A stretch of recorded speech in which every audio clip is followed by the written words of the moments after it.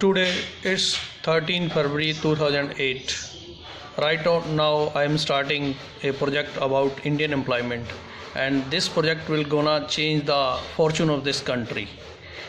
This is video log for future.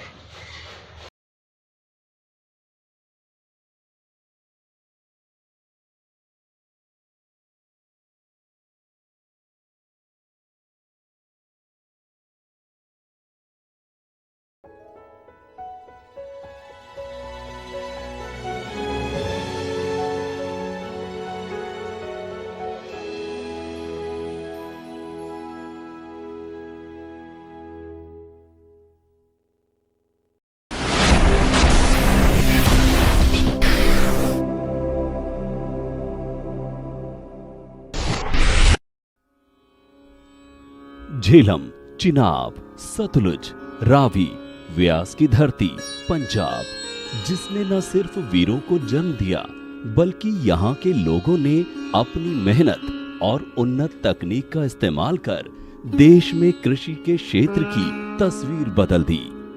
मेहनत जिसकी किस्मत में है और सफलता एक परंपरा।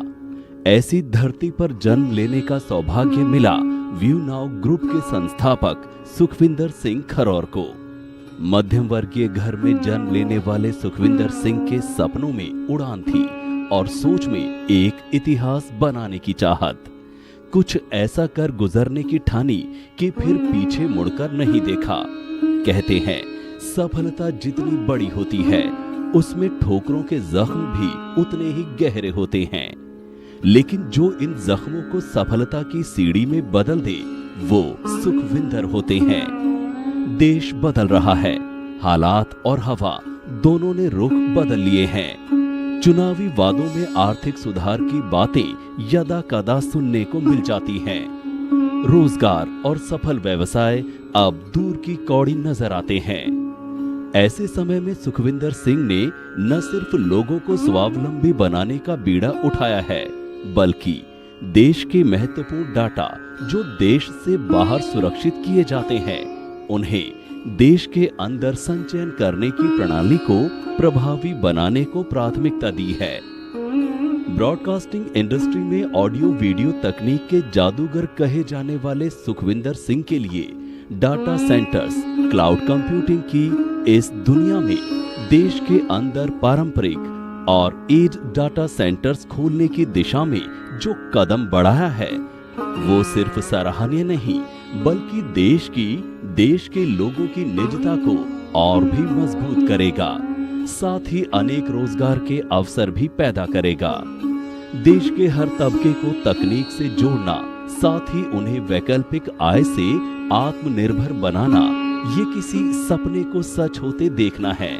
आज 2500 से ज्यादा घरों को व्यू नाउ ग्रुप ने आत्मनिर्भर बनाया है। ये सिलसिला अनवरत जारी है।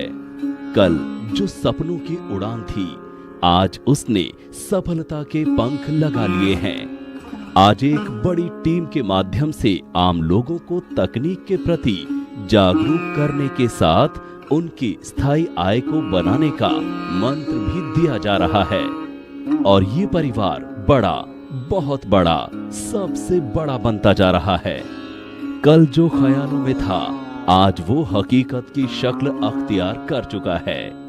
ये सुखविंदर सिंह की मेहनत और दूरदर्शिता का एक आगाज है जिसको एक मुकम्मल अंजाम तक पहुंचाने की जिम्मेदारी इस पूरे परिवार की है, जिसने इस वसुधा के लोगों को परिवार की तरह समझा है, उनके भविष्य को एक नई दिशा दी है। वसुधैव कुटुंबकम जिसका मंत्र है। मैं अल्केश पंड्या, राजकोट, गुजरात से। 2022 में मैंने वी नाउ के बारे में सुना। फिर मैं वहाँ पे सर्च किया वी नाउ क्या कर रही है, कैसे कर रही है, उसका क्या मॉडल है। वी नाउ डेटाबेस पे काम कर रही है, डेटा का एनालिसिस कर रही है, डेटा का स्टोरेज कर रही है। उसका जो मॉडल है वो एसएलबी मॉडल है, sale and leaseback model. Sale and leaseback model क्या होता है? हर कंपनी को बड़ा होने के लिए बड़े अमाउंट की रिक्वायरमेंट होती है। वीनो ने भी बड़ा होने के लिए SLB मॉडल अपनाया। SLB मॉडल क्या है? वीनो कंपनी जिस बेस पे सर्वर पे वर्कआउट कर रही है, वो सर्वर आम आदमियों को परचेस करने के लिए बोला। आम आदमी वो परचेस तो कर लेता है, लेकिन उसमें क्या करना है, कैसे करना है, कौन सा डेटा रखना है, उसको तो मालूम नहीं है। तभी वीनो कंपनी जो एसेट आम आदमियों को सेल आउट किया है, उससे वापस सेल एंड लीजबैक के मॉडल के द्वारा किराए पे ले लेती है और हर महीने 1 से 5 तारीख में उसकी आय जो रेट इनकम है उसको दे रही है और 10 साल का कॉन्ट्रैक्ट करते हैं। 10 साल में आपने जो भी पार्टिकल परचेस किए हैं वो सारी अमाउंट 10 साल में कंप्लीट हो जाएगी, वो इसकी वैल्यू भी जीरो हो जाएगी, आपको रेंट इनकम भी मिलती रहेगी 10 साल के लिए। तो ऐसा मॉडल मैंने भी देखा, अच्छा लगा। मैंने भी कुछ पार्टिकल परचेस किए और हर महीने 1 के 5 तारीख से मुझे रेट इनकम कंटिन्यू मिल रही थी। लेकिन 2025 में अक्टूबर महीने के बाद ये इनकम स्टॉप हो गई है।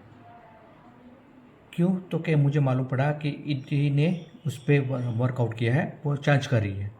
तो मुझे कोई प्रॉब्लम नहीं कि वो ईडी वाले उसमें वर्कआउट ना करें, लेकिन मैं यही चाहता हूँ कि हमारी जो इनकम आ रही थी वो ज़ी-बेट से आ रही थी, उसके अकाउंट जो फ्रीज करके रखे वो अकाउंट अनलॉक कर दीजिए और अपनी चार्ज जारी रखें, ताकि हम आम आदमियों को जो भी रेट इनकम बढ़ रही थी, हमारी जो फाइनेंशियल रिक्वायरमेंट है वो यहीं से पूरी हो रही थी, वो कंटिन्यू हमें मिलती रही है।